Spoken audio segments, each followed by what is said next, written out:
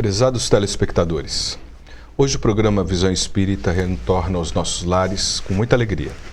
Estaremos conversando a respeito da comunicabilidade dos espíritos. Para tanto, temos em nossos estúdios novamente André Bordini, bem-vindo, e André Zola, bem-vindo, André.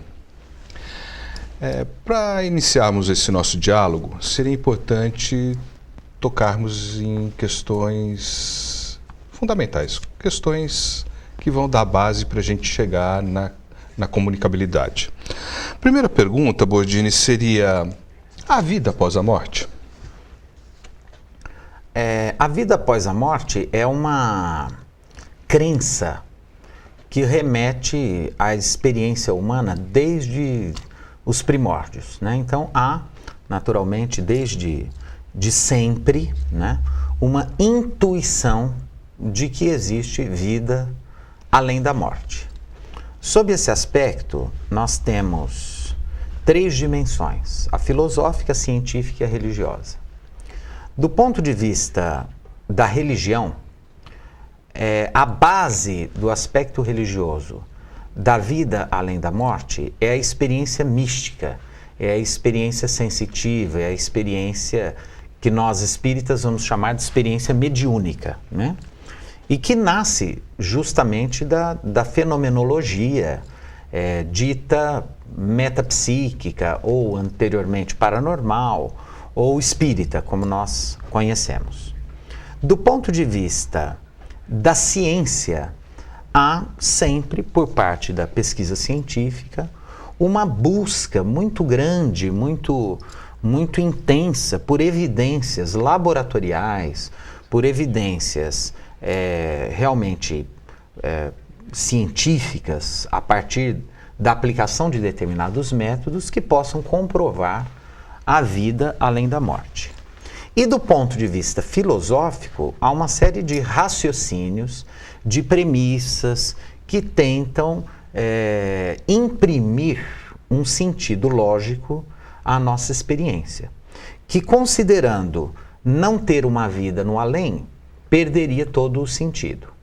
Para os pensadores do existencialismo, por exemplo, o ser humano acredita na vida além da morte justamente porque ele não se conforma com a sua finitude, né? Então, a ideia de que vamos acabar é uma ideia que não nos acalenta, é uma ideia que de verdade até nos desespera, porque a ideia de que a nossa experiência de vida termina no túmulo é uma ideia que nos remete, nos arroja, nos joga a uma ausência total de sentido para a existência. Quer dizer, se eu vou morrer e nada disso vai adiantar, quer dizer, tudo o mais passa a se esvaziar de sentido. Então, por que eu devo ser bom, né? Por que eu devo estudar? Por que eu devo trabalhar? Por que eu devo amar as pessoas, né? Inclusive, justificaria até um sentido muito interessante para o suicídio, né? Então, assim, já que não existe, o suicídio é legítimo, né? Então, assim, o que eu acho importante frisar é que, justamente, essa questão da vida no além, né, ela tem essas três dimensões, que são as três dimensões da própria doutrina espírita: o aspecto científico, religioso e filosófico. Bom, a quantas anda a pesquisa científica nesse sentido? Hoje nós temos pesquisadores que investigam a chamada transcomunicação instrumental, né? Então, a tentativa de registrar mensagens de espíritos por gravadores, pelo computador, pela internet, por vídeos, né?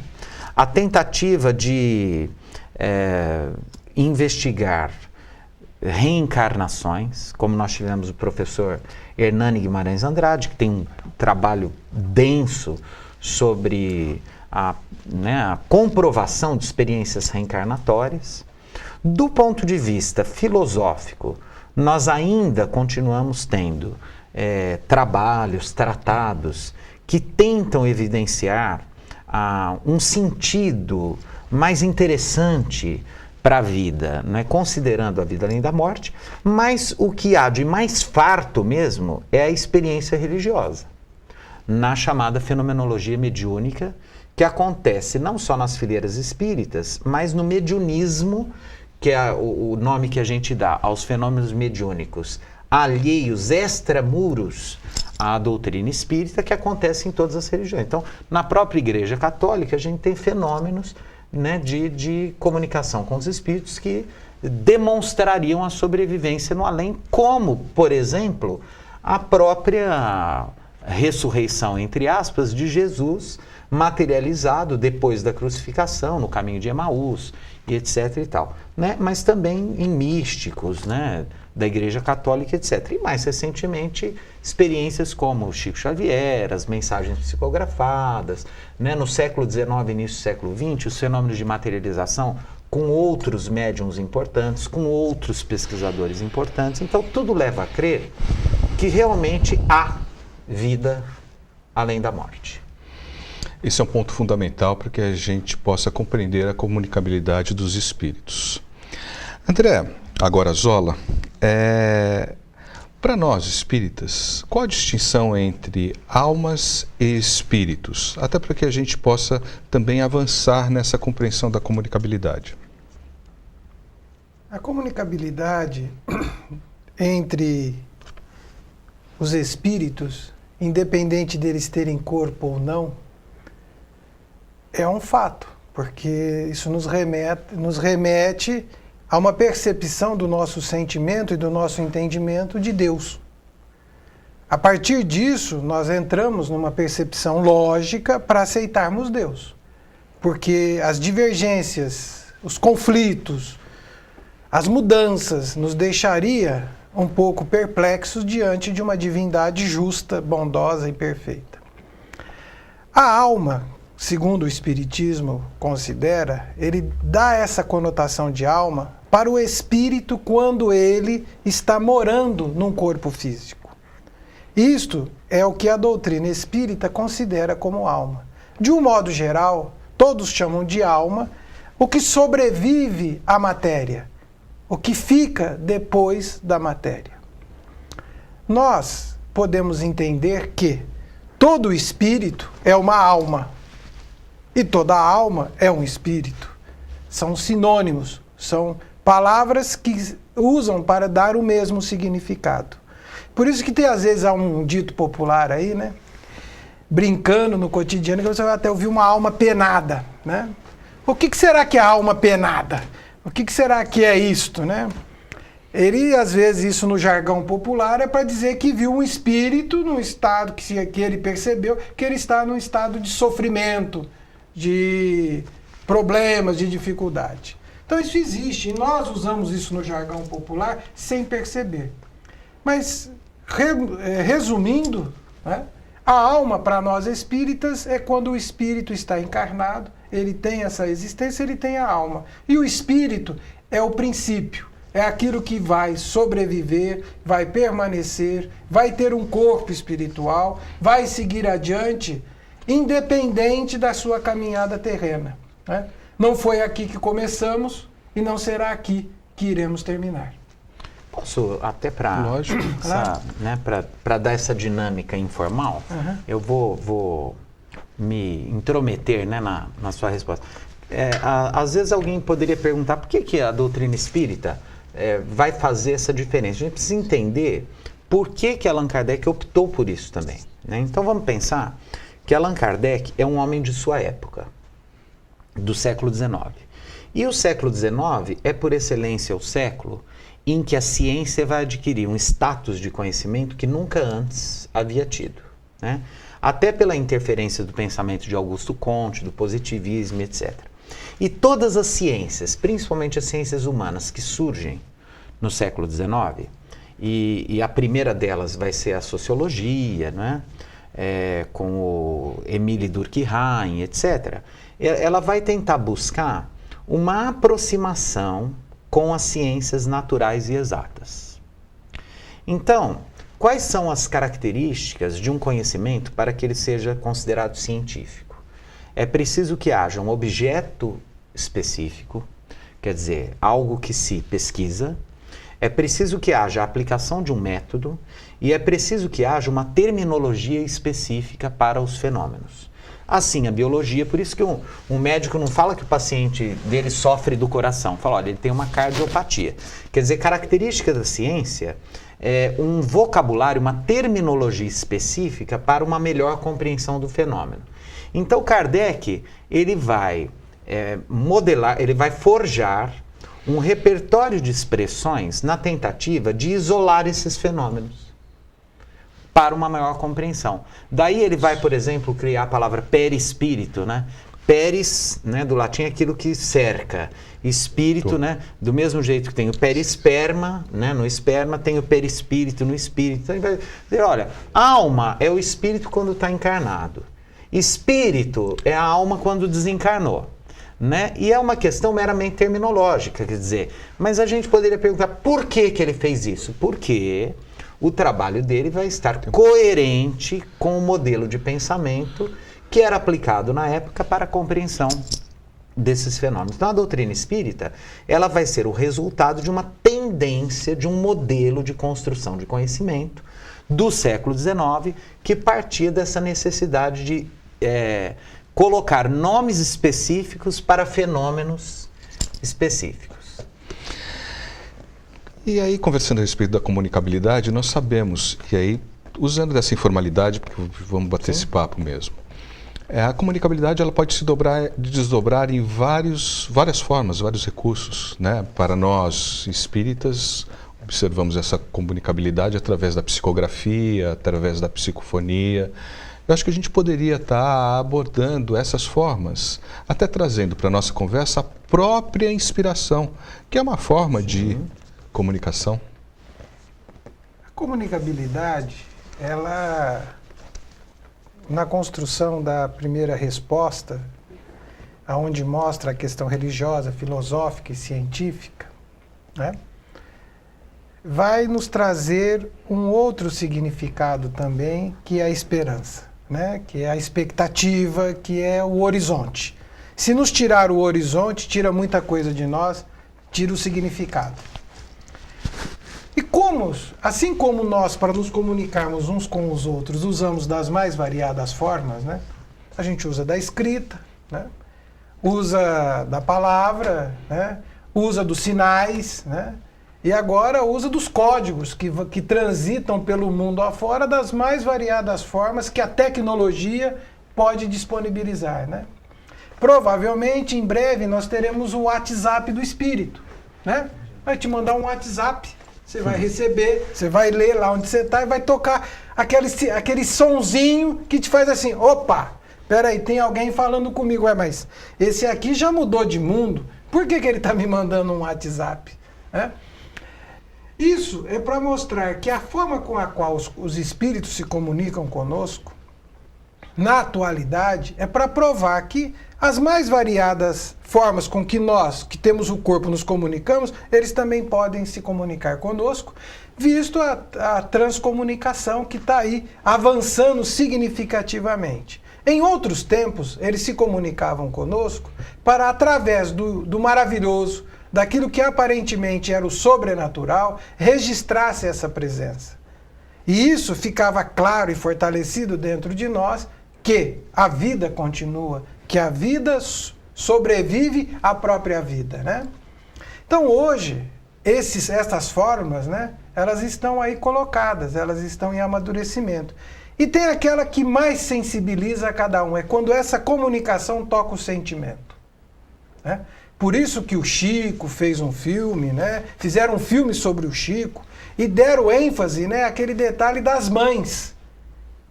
Porque ela recebia, aquela mãe, em sofrimento, em estado e sentimento de perda, diante da falta de expectativa e de perspectiva do amanhã em relação à sua prole, à sua cria, ela precisava de algo que ocupasse um espaço e que fosse verdadeiro e não só tocasse ao verbo, mas tocasse à carne. Por isso que ela, ao receber aquela mensagem escrita de um espírito, que é o mesmo, de lá para cá, falando para ela, mãe, eu continuo, tenha esperança, nós estamos juntos, qual o significado disso em termos de sentimento para quem recebe? Transcende a nossa compreensão, transcende o nosso entendimento, porque ela é algo que vai tocar a alma, vai tocar profundamente num coração sofrido. Essa é uma das grandes realidades da comunicabilidade do Espírito. Então as formas são as mais variadas para mostrar a sobrevivência, mas quando ela toca o sentimento, toca o coração, traz a esperança, traz o horizonte, essa comunicação ela se legitima de forma inexorável, porque falou à alma, ao sentimento, ao amor de alguém. Caros telespectadores, gostaríamos de lembrá-los que a participação é muito importante.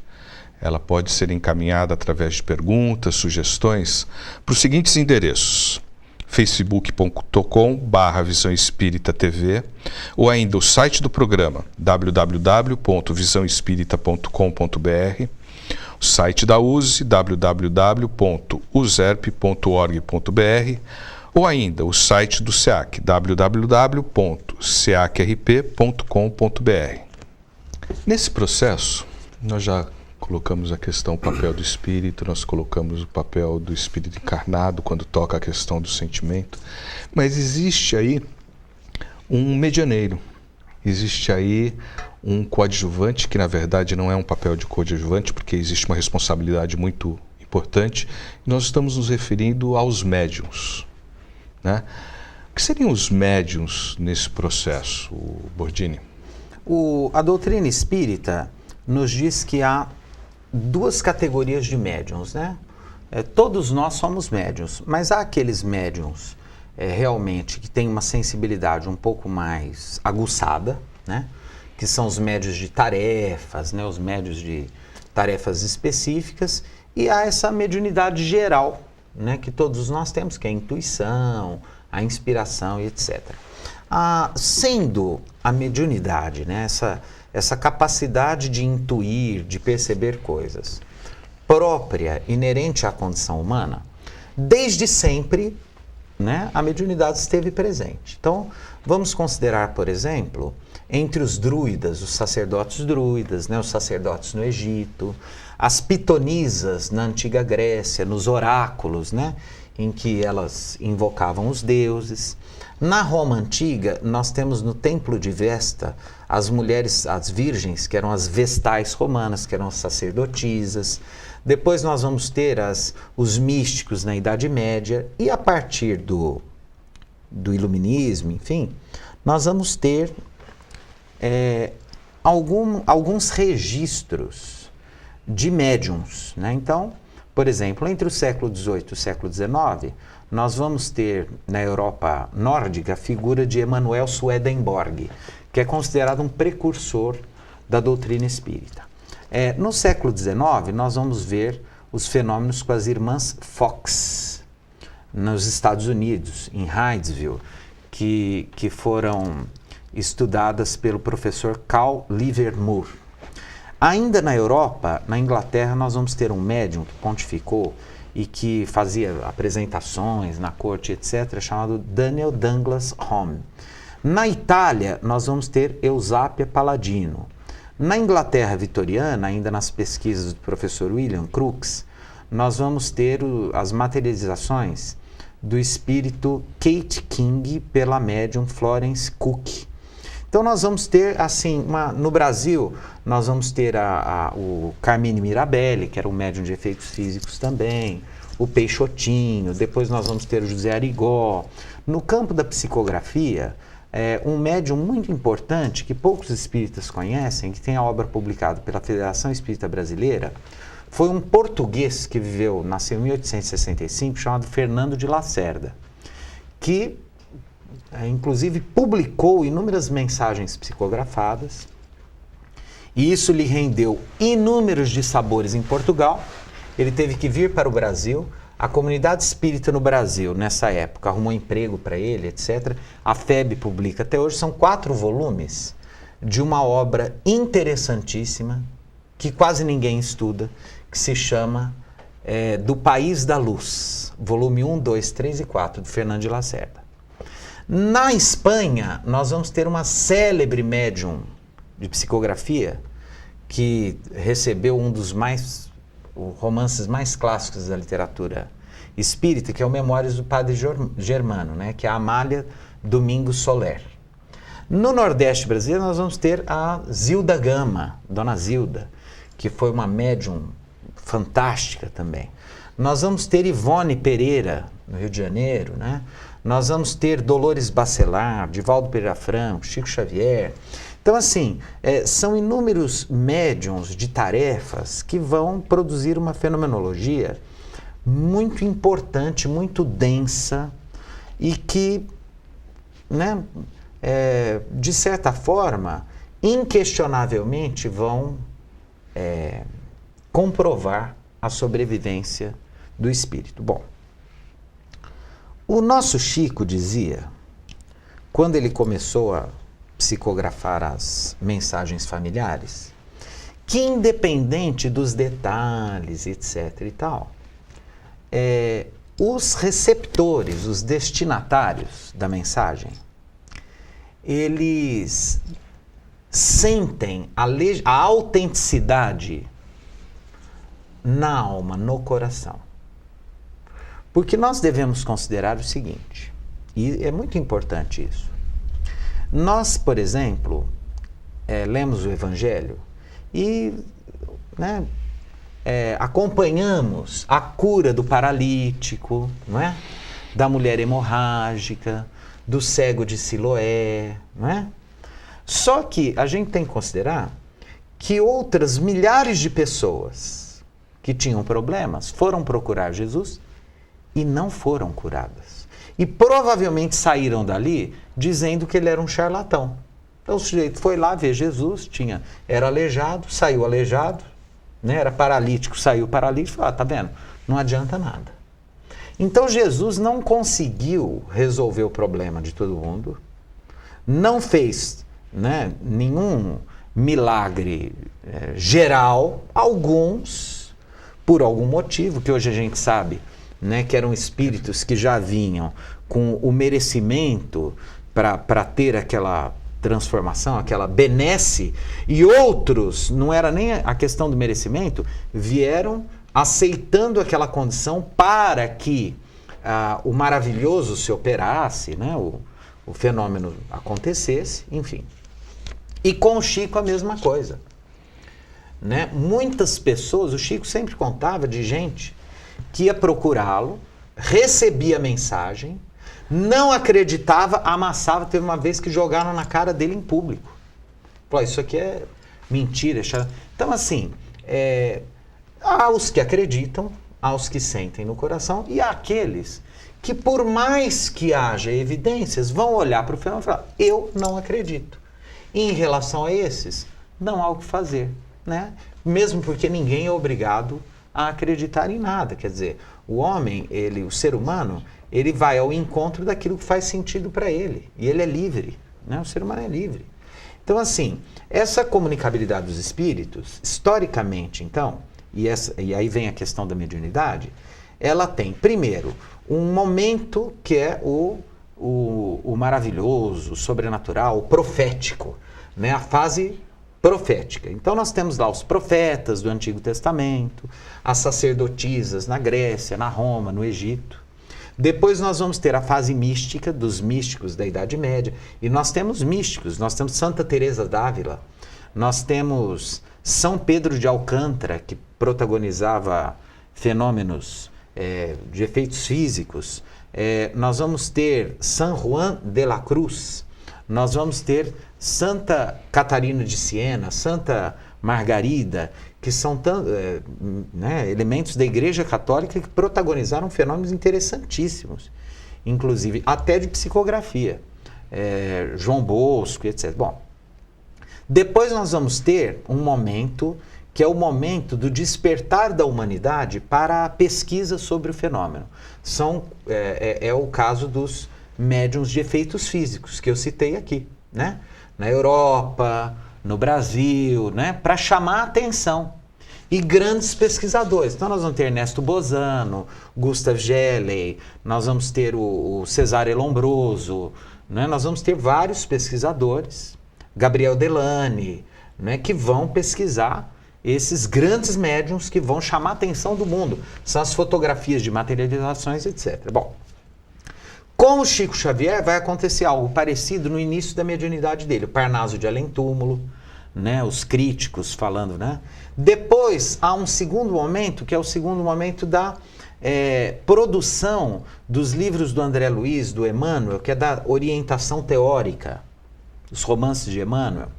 Num último momento, Chico vai se dedicar àquela fase que ele vai chamar de mediunidade consoladora, a recepção das mensagens de entes queridos desencarnados. E aí alguém perguntará, e agora sem o Chico? Porque é raro uma mensagem com detalhes, etc. Bom, agora, nesta nova era, neste terceiro milênio que vai ter 1000 anos e que começa agora, nós vamos entrar na fase de uma mediunidade mais genérica, comum a todos nós, mais difusa e que se revela principalmente na inspiração, na intuição e no sonho. Então, cada vez mais nós vamos explorar o desdobramento consciente, né? Que é a projeção consciente do espírito, né? O desdobramento consciente mesmo. Eu vou, durante o sono, contactar os espíritos, vou lembrar, vou explorar isso para a minha vida, vou contactar os meus entes queridos encarnados com um pouco mais de precisão, não é?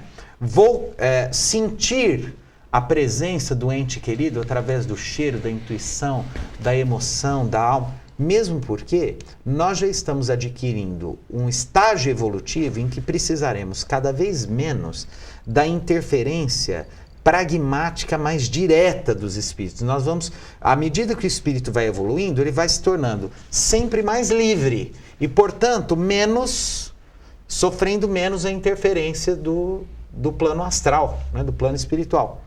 E essa é a tendência da experiência mediúnica para a humanidade a partir agora do terceiro milênio. É isso. Esse assunto é muito instigante, né? Com certeza teremos a necessidade, ou então a oportunidade de tocar nesse tema nos próximos programas. Queria só lembrar, quem descreve essas etapas do desenvolvimento mediúnico é Herculano Pires, com Sim. O Espírito e o Tempo, Sim, uma obra perfeitamente. incrível, usando de um método científico para comprovar essas várias etapas. André Brizola, nós vamos ter oportunidade de tocar nesse assunto. Bodini coloca uma série de médiuns, elenca uma série de médiuns. Eu vou deixar essa pergunta para ser respondida no próximo programa por você. Ele toca também na questão dos médiuns de tarefa, com determinadas tarefas específicas, mas nós sabemos que todas elas têm um ponto de partida, têm um pilar, têm uma estrutura que são as obras básicas. E a pergunta é, elas vêm para corroborar, para atualizar? Qual é o objetivo final? Ou então, lógico, nunca o único objetivo, mas o principal para essas tarefas. Fica para o nosso próximo programa. Ok. Aguardamos a todos na próxima semana, com muito prazer. Até lá, no próximo Visão Espírita.